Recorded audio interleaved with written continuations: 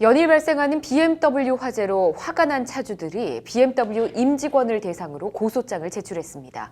유정훈 변호사의 뉴스와 법, 오늘은 BMW 화재 논란에 대해서 이야기해 보겠습니다. 어서 오십시오. 안녕하세요. 네, 반갑습니다. 차주들이 참다 고소를 했습니다. 어떤 내용입니까? 네, 연일 화재가 발생하고 있지만은 BMW 측에서는 어떤 제대로 된 해부해법을 내놓지 못하고 있습니다. 네.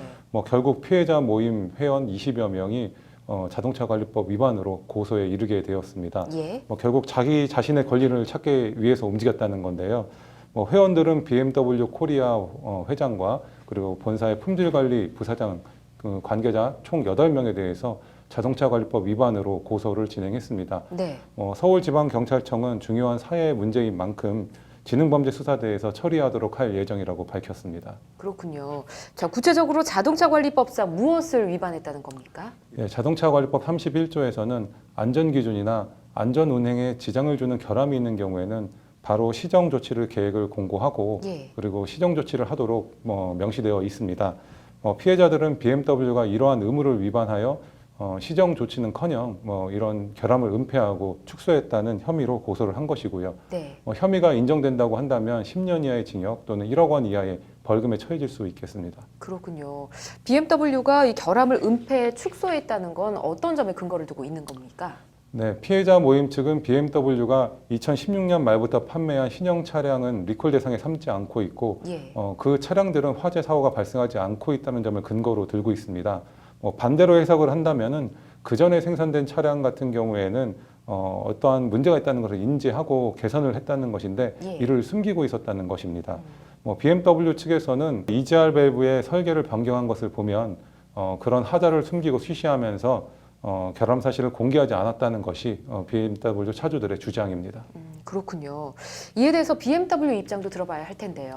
네, 김효준 BMW 코리아 회장은 책임을 통감한다, 진심으로 송구하다라고 하면서 사과를 했습니다. 예.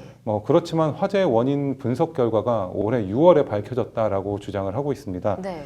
결함 자체는 인정하지만 그 원인은 이제 알게 됐다. 결과적으로 그런 결함을 은폐하거나 축소한 것은 아니다라는 입장입니다. 그렇군요. 지금 양측 주장이 엇갈리고 있는데 어느 쪽 주장이 더 신빙성이 있어 보이십니까? 예, BMW는 올 초에도 환경부의 지적을 받고 결함 시정 계획서를 제출했습니다.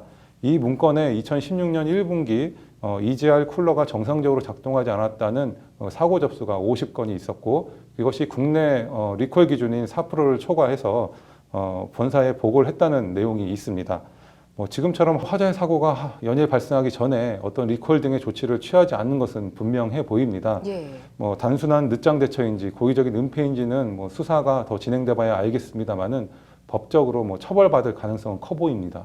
그렇군요. 이 BMW 차주들이 고소를 한 건 결국 강제 수사를 해달라는 뜻인데 민사소송을 염두에 둔 조치로도 볼 수 있겠죠? 예, 근본적으로는 이런 경제적 그리고 심적 피해를 본 차주들이 억울함을 호소하면서 처벌을 해달라고 하는 것입니다. 예. 그렇지만 차주들 개인들이 이런 글로벌 기업을 상대하기는 어렵기 때문에 경찰력을 동원하기 위한 고소를 했다고 볼 수 있겠습니다. 네. 경찰이 압수수색 등을 통해서 BMW 내부의 그런 사정들을 밝힌다면 네. 민사소송을 유리하게 이끌어갈 수 있기 때문입니다. 그렇군요. 이 손해배상 소송은 어떻게 진행될 것 같으십니까? 예, 결함이 있는 차량으로 발생한 손해에 대해서는 당연히 손해배상을 해줘야 합니다. 차량이 전소된 경우라고 한다면 당시 중고차 시세에 상응하는 손해배상을 받을 수 있고요.